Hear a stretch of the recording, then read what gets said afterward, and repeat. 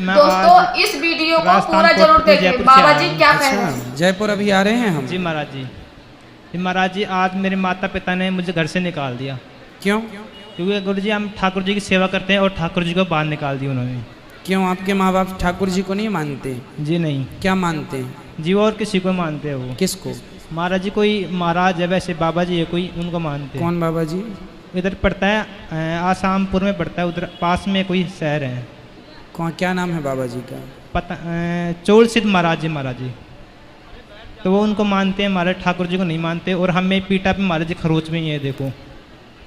तो आपके माँ बाप ने आपको घर से निकाल दिया? जी। अरे ये तो बड़ा गजब हो गया। महाराज जी तिलक भी नहीं निकालने देते आपकी तरह में। उल्टा हो गया ये। हमेशा बेटा अपने माँ बाप को निकालते थे, आज माँ बाप ने बेटे को निकाल दिया। हिसाब बराबर है। और जी ठाकुर जी को फेंक दिया उन्होंने। हैं?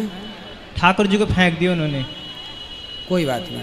आप क्या कर, शादी हो गई आपकी? नहीं महाराज जी। क्या करते हो आप? महाराज जी पढ़ाई कर रहे हैं, अभी कॉलेज कर रहे हैं। तो अपना पढ़ाई पूरी करो जी। और अपना कोई काम स्टार्ट करना। जी मैम, काम भी करते हैं और पढ़ाई भी करते हैं, दोनों करते हैं। अच्छा है, खूब पैसा कमाओ। जी महाराज जी। खूब इज्जत कमाओ। तो महाराज जी अब और क्या अपने- करें हम? अब अभी पढ़ाई करो और पढ़ाई करके काम करते। उन्होंने घर से निकाल दिया, घर पे मत आना कह दिया। कितने भैया हैं आप लोग? 2 है महाराज जी। दूसरा कहाँ है? वो छोटा है, घर पे ही है। समझाओ अपने माँ बाप को। माँ बाप तो गुस्से में बोल देते हैं। महाराज वो समझते नहीं है, कौन? माता पिता। तो आप घर में जाना, फिर कौन निकालता है बताना। माँ बाप तो माँ बाप होते हैं।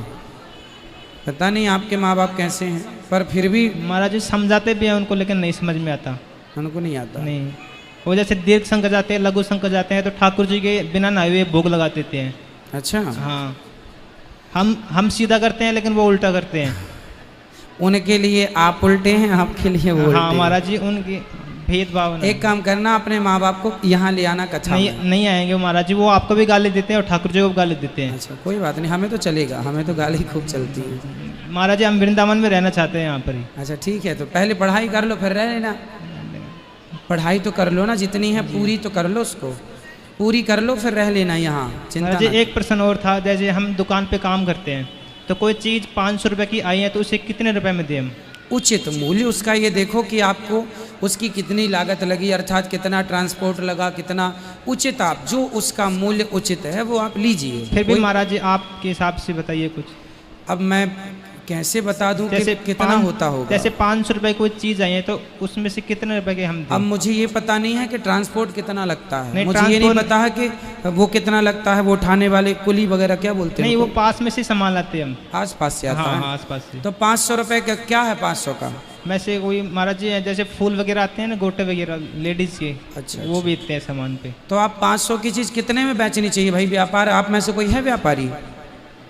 कितने की होनी चाहिए बताओ?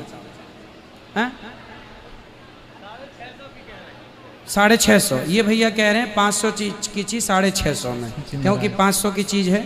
तो ये भैया का, मैं ये व्यापारी होंगे, मैं नहीं हूँ, इसलिए मेरे को आइडिया नहीं है। ये भैया कह रहे हैं तो ठीक ही कह रहे होंगे। वो कह रहे हैं 650, तो आप 600 भी देख सकते हैं। क्यों भैया 600 में भी? चलो, वो उनको ज़्यादा आइडिया है बिजनेस का, तो उनसे पूछ लेंगे। हाँ उनसे आप पूछ लेना। जी महाराज जी, धन्यवाद महाराज जी। खुश रहिए।